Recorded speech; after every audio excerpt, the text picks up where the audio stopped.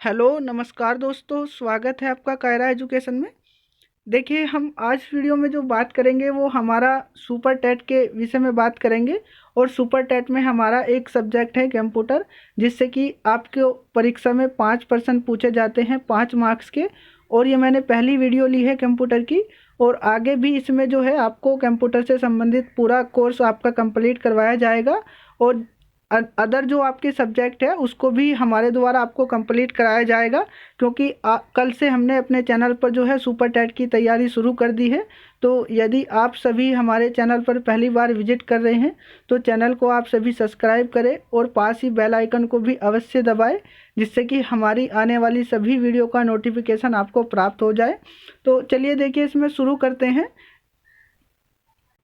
जैसा कि आप सभी को पता है, मैंने कल आपके लिए जो सुपर टेट का सिलेबस है उससे संबंधित जितने भी सब्जेक्ट है 12 के 12 उसके विषय में आपको बता दिया था। यदि आपने वीडियो नहीं देखी है तो आप वीडियो को जाकर के प्ले लिस्ट में देख सकते हैं। तो चलिए देखिए, शुरू करते हैं।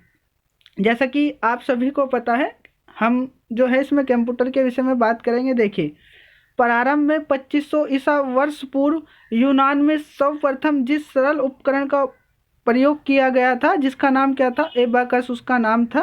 तो ये कहाँ पे प्रयोग किया गया? आपका यूनान में। और किस, यदि आपसे सन पूछता है तो किस सन में? 2500 ईसा वर्ष पूर्व यूनान में। दूसरा है, देखिए, एनालिटिकल इंजन की खोज किसने की थी? तो ये आपका जो है एनालिटिकल्स इंजन की खोज जो है हमारे 1833 ईस्वी में चार्ल्स बेबेज ने की थी। इसके बाद देखिए नेक्स्ट है हमारा, देखिए, ब्लेज पास्कल ने सर्वप्रथम मैकेनिकल डिजिटल कैलकुलेटर का आविष्कार किया था। यदि आपसे पूछा जाता है कि मैकेनिकल डिजिटल कैलकुलेटर का जो आविष्कार किसने किया है, तो वो ब्लेज पास्कल जी हैं। और यदि आपसे पूछा जाता है कि आपका एनालिटिकल इंजन की खोज किसने की, तो वो है हमारे 1833 में चार्ल्स बेबेज जी ने की। इसके बाद देखिए, भारत में कंप्यूटर का विकास कब और कहाँ हुआ? तो जो भारत में कंप्यूटर का विकास हुआ था तो वो इंडियन स्टैटिस्टिकल इंस्टीट्यूट कोलकाता में हुआ था। अब आपको पता चल गया है। अब हम इसमें देखिए बात कर लेते हैं कंप्यूटर की जो पीढ़ियाँ है और उनकी विशेषताएं।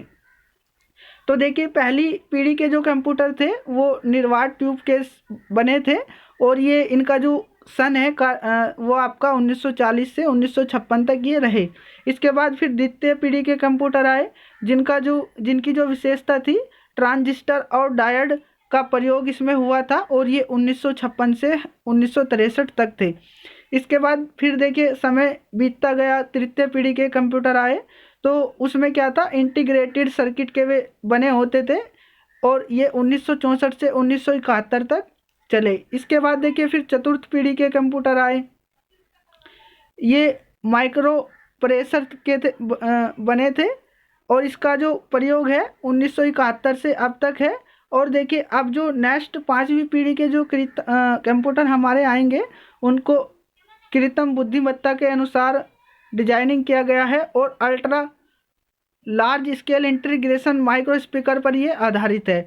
तो अब आपको पता चल गया है, अभी तक जो है चतुर्थ पीढ़ी के हम कंप्यूटरों का प्रयोग करते हैं। और जो पांचवी पीढ़ी के कंप्यूटर आएंगे वो जो है कृत्रिम बुद्धिमत्ता से रिलेटेड होंगे, और जो है ultra large scale integration micro processor पर आधारित होंगे। अब देखिए, हम कंप्यूटर की जो संरचना है उसके विषय में बात कर लेते हैं। तो देखिए, हार्डवेयर क्या होता है? यानी कि कंप्यूटर के वे भाग जिन्हें हम हाथ से छू सकते हैं उसको क्या कहते हैं? हार्डवेयर कहते हैं। और जो कंप्यूटर की पत्ती है उनको देखिए 4 पत्ती में बांट सकते हैं। उनके नाम है सॉफ्टवेयर, हार्डवेयर, जन सामग्री, अवसंरचना।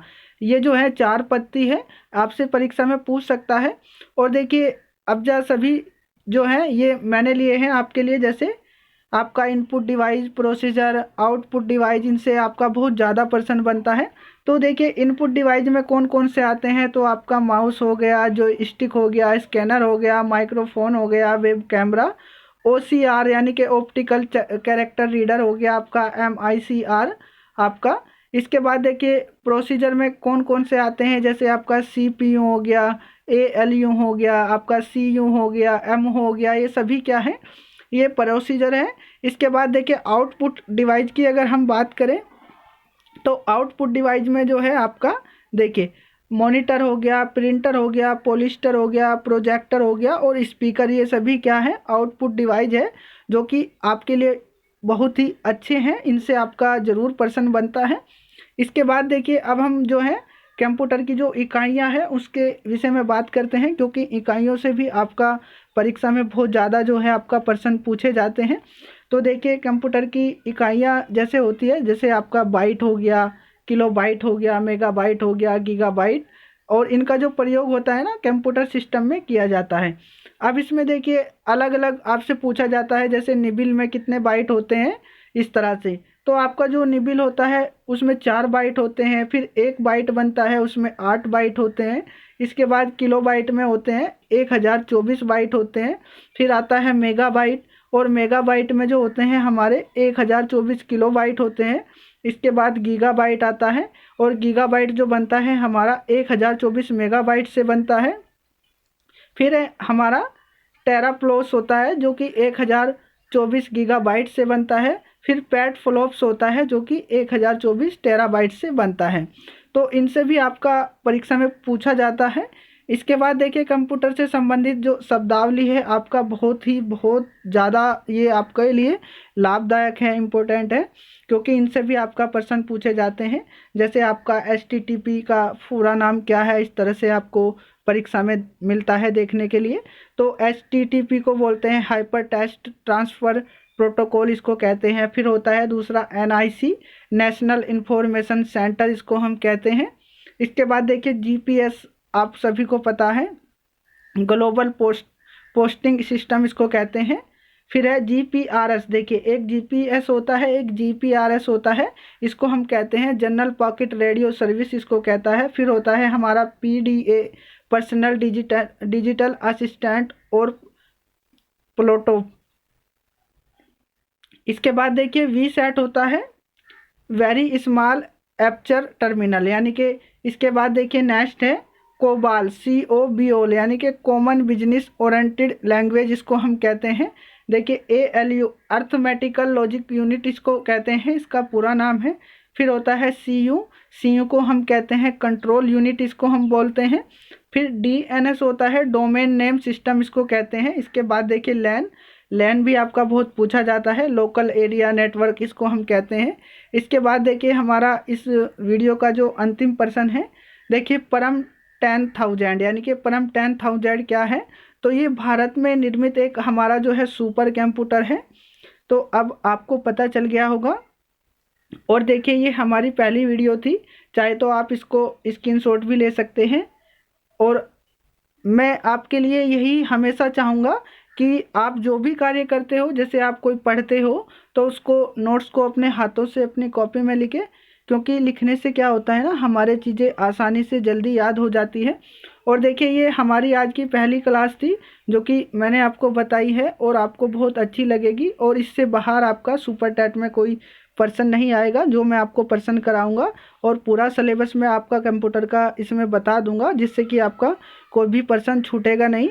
और ये पहली हमारी वीडियो थी, और आगे भी हम वीडियो आपके लिए लेकर आते रहेंगे, जिससे कि आपका सिलेक्शन हो जल्द से जल्द और आपके चेहरे पर खुशी आए।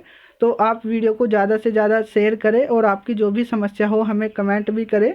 तो आई होप वीडियो आप सभी को पसंद आएगी, अच्छी लगेगी। तो मेरी ओर से आप सभी को थैंक यू।